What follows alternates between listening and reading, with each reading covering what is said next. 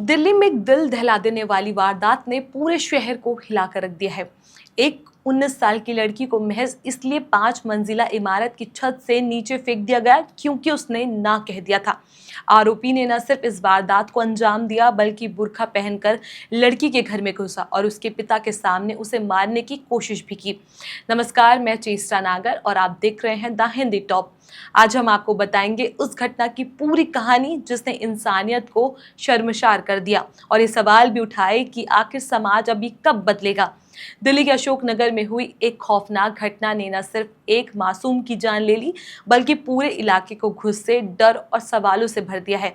19 साल की नेहा, जो एक साधारण परिवार से थी, अपने घर की छत पर सिर्फ पानी का पंप चालू करने गई थी, लेकिन उसे क्या पता था कि उसकी जिंदगी का ये आखिरी दिन होगा। सोमवार सुबह करीब 8:30 बजे का वक्त था जब आरोपी तौफीक उर रहमान ने बुर्का पहनकर घर में घुसने की योजना को अंजाम दिया। सीसीटीवी फुटेज में साफ देखा गया है कि तौफीक मोहल्ले में बुर्का पहनकर आया और गया, यानी ये पूरी तरह से साजिश की हत्या थी, ना कि अचानक गुस्से में उठाया गया कदम था। नेहा के पिता, जो एक सिक्योरिटी गार्ड है, उन्होंने बताया कि जैसे ही नेहा का फोन पानी के पंप के बारे में उनकी मां को आया, कुछ ही घंटे बाद उसकी चीखें सुनाई दी। वो भागकर छत पर पहुंची तो देखा कि तौफीक उनकी बेटी को गला दबा रहा है। तब उन्होंने बीच में आकर तौफीक को रोका तो उसने उन्हें धक्का मार दिया और फिर नेहा को छत से नीचे फेंक दिया गया। नेहा लगभग 50 फीट की ऊंचाई से खाली प्लॉट में बनी ईंटों की ढेर पर गिरी। परिवार उसे तुरंत गुरु तेज बहादुर अस्पताल ले गया, लेकिन 12 घंटे तक जिंदगी की लड़ाई लड़ने के बाद उसने दम तोड़ दिया।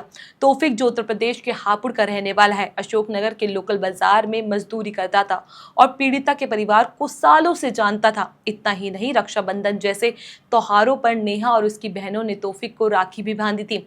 जो कभी राखी बंधवाने वाली बहनें जैसे रिश्ते थे, वो कभी जुनून और जिद में बदल गया, वो किसी को नहीं पता चला। परिवार के मुताबिक पिछले 3 महीने से तौफीक नेहा का पीछा कर रहा था, उस पर दबाव बना रहा था कि वो उसकी बात मान ले। इनकार करने पर धमकियां देता था, लेकिन किसी ने सोचा भी नहीं था कि तौफीक इतना खतरनाक कदम उठा सकता है।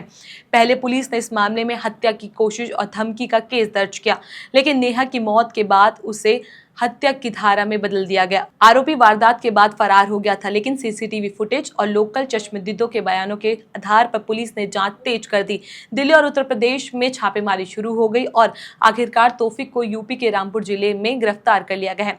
इस गिरफ्तारी के बाद परिवार को थोड़ी राहत जरूर मिली, लेकिन गुस्सा और तनाव अभी भी लोगों के दिल में भरा है। ऐसे में कुछ लोग इस घटना को धर्म के चश्मे से देखने की कोशिश कर रहे हैं, लेकिन हमें समझना होगा कि ये मामला सिर्फ इंसानियत से जुड़ा है। ये धर्म या मजहब का नहीं बल्कि मानसिकता और परवरिश का सवाल है। ऐसे अपराध किसी भी समुदाय का व्यक्ति कर सकता है, अगर उसे सही सोच, सही संस्कार और सही शिक्षा ना मिले।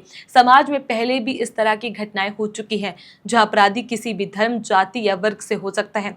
ऐसे मामलों में जाति धर्म नहीं, इंसानियत को देखा जाना चाहिए। तो वही नेहा की मौत सिर्फ एक हत्या नहीं, ये उस समाज की खामोशी का नतीजा है जो पीछा करने, डराने, धमकाने जैसे चीजों को नॉर्मल मानते हैं। अगर 3 महीने पहले ही इस लड़के के कर्तव्य को गंभीरता से लिया जाता तो शायद आज नेहा जिंदा होती, लेकिन अब उसकी मौत हमें मजबूर कर रही है कि हम सोचें, ना मतलब ना होता है और हर लड़की का इनकार का सम्मान करना एक इंसान की बुनियाद समझ होनी चाहिए।